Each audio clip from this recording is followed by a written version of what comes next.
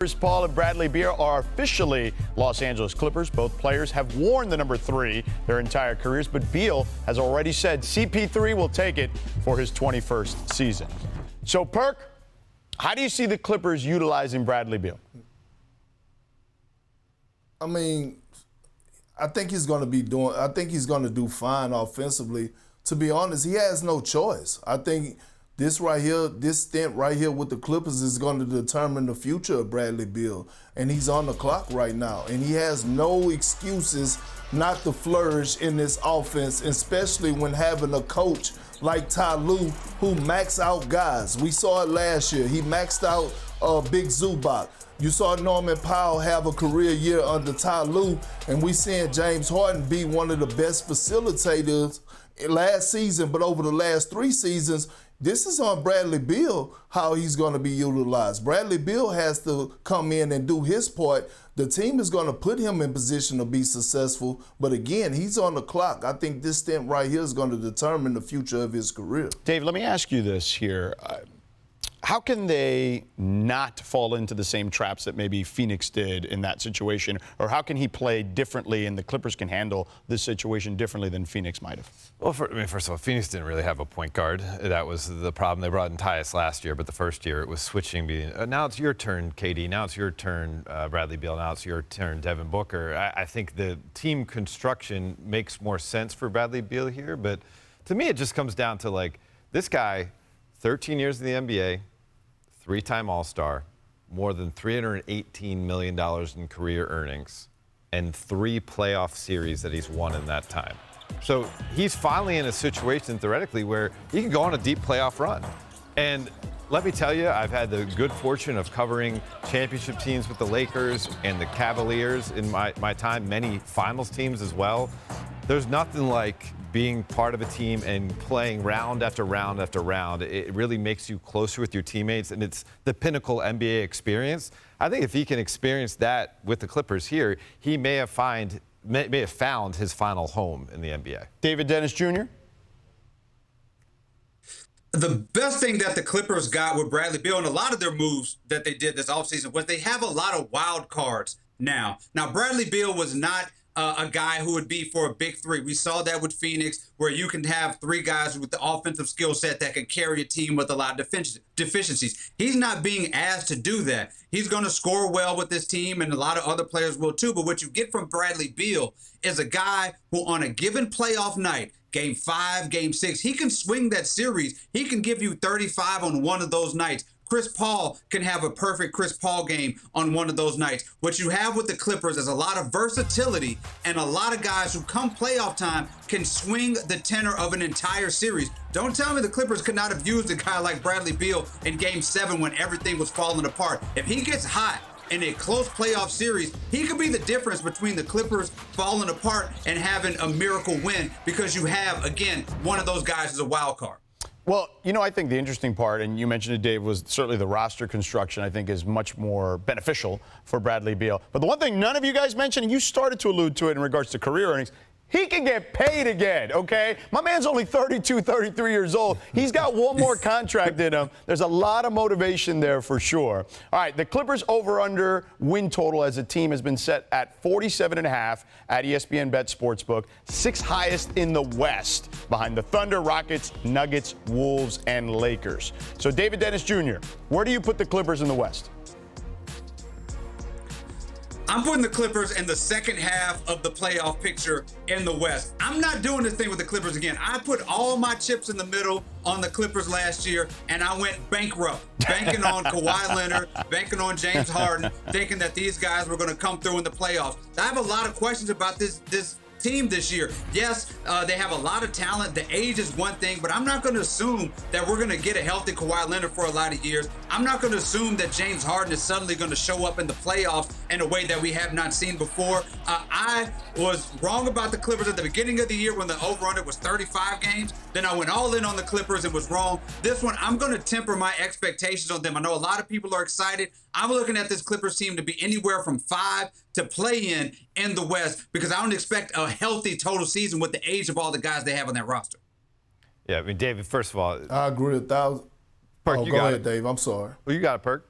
No, go ahead, Dave. Go ahead. Okay. I want to hear what you got to say. Well, Go ahead. I'm just going to say, first of all, David, perfect metaphor, putting your chips in the middle of the table, talking about the Clippers, because we know Ty Lue is spending his whole offseason in Vegas, enjoying his time at the Aria. But really, when it comes down to the Clippers, I think sixth best, I think, was their odds. That makes sense. I think they'll be in the 5 to 8 range, and they have depth. I think you could say 1 through 10 that you could put that roster up with any other team in the Western Conference. The problem is some of that depth is older guys like Batum, like Chris Paul, like Brook Lopez, and even Bradley Beal, who's younger, was not very available these last few years in Phoenix. And so and the guy we see on screen too, Kawhi Leonard. I mean, the biggest question since 2018 is Kawhi Leonard, and can he stay on the floor for the Clippers? So to me, if they can get maximum health out of those guys, they have a shot maybe to creep up from the 5 to 8 range to the, maybe 2 through 4. He's not getting number 1. I'm with David and Dave. I see them at the bottom part of the West, meaning 5 through 8. And here's why. While other teams were out there going and getting younger at the most important position in the NBA, the wing position, the Clippers got older. Like, you have to be able to slide those puppies on the perimeter and defend at a high level. I can't put all my chips in the middle of the table banking that CP3, James Harden, Bradley Beal, and uncertain Kawhi is going to get stops. Obviously, OKC is there. You have to respect them. They have set the bar. But when you look at a team like the Houston Rockets, they're loaded with what? Wings, athleticism, youth. It's the reason that Amen Thompson wasn't available when they were trying to get Kevin Durant. It's a reason why the Rockets held on to a guy like Tari Eason, who's another elite wing defender. Hell, they just picked up another wing yesterday off of waivers in a Kogi. So that's what you need to load up for. That's what the directions. No rebounds, no rings, but no wings, no rings when it comes down to defending. It's a new one. So you got to be able to defend at a high level. Perk, you're a poet and didn't even know it, man. That's how this works today here, apparently, on this show. All right. Well, in order for the Clippers to make noise out in the West, they will have to mesh together. And, fellas, there are a few things in this world that work together better than this. But today is National Peanut Butter and Chocolate Day. And I know peanut butter and jelly gets all the love for the best duo out there. But the pairing of peanut butter and chocolate, I think they give PB&J a little run, okay? That's just me. But let's take a look at this little metaphor here. We know that SGA and J-Dub deserve the top spot and the respect as the best duo as the reigning champs. But what duo is kind of nipping at their heels here, a la peanut butter and chocolate, Perk? You know what? I'm gonna go to the East, and I'm going to go with some other young dogs. I'm going to go with Donovan Mitchell and Evan Mobley. I feel like this is going to be their year. I know last year, right, things didn't end how they wanted it to end, but I think those two guys are going to help lead the Cavs to where they're trying to go this season, and they learn from having a disappointing season last year in the postseason. I'm looking at Donovan Mitchell, still one of the most elite perimeter players in the game. We saw the strides that Evan Mobley took last year, winning Defensive Player of the Year, making his first-time All-Star appearance. He's going to continue to grow under Kenny Atkinson. I'm looking at those two to be on SGA and J-Dub heels and duplicate somewhat just from a small and big standpoint what they done, what SGA and J-Dub done this year in helping OKC capture their first championship. That's a pretty good one, Perk. David Dennis Jr., what do you got?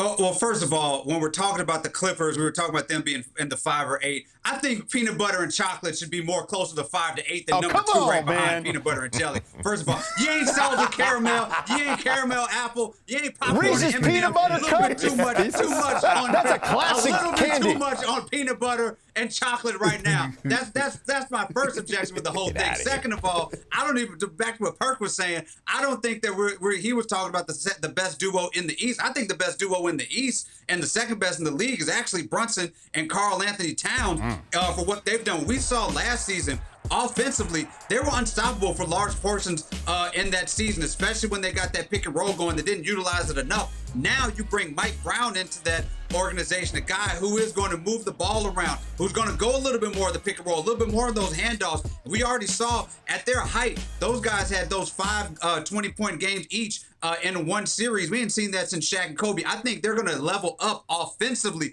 this year and be the best, second best duo in the league and the best duo in the Eastern Conference. I'll talk about a duo we haven't seen yet. Houston Rockets with Alperen Şengün and Kevin Durant. Maybe Jokic and one of the greatest scorers we've ever seen. Big boy Jokic, he benefits by having that spacer, that gunner in Jamal Murray. Well, how about Jamal Murray, who's 6'11", and Kevin Durant, and with something to prove after the debacle that was Phoenix? I think they're tough as heck, and you add up their averages last year, you're talking about 45 points, 16 rebounds, 9 assists. They can get it done in a variety of ways offensively. One guy can be the screener, the other can be the guy with the ball, or vice versa. And I want to see what Ime Udoka does with those two. Listen, I'm going to go with a little bit of an older mix here. Luka Doncic, not old, right? LeBron James. All right, LeBron James, what we saw last year from Christmas on regarding his defense, night in, night out. He was the best defender with the Lakers. And then I think, I'm with you, Perk, I think this is a Luka MVP type year. So I'm going to go nipping at the heels of SGA and J-Dub. I'm going to go LeBron and Luka.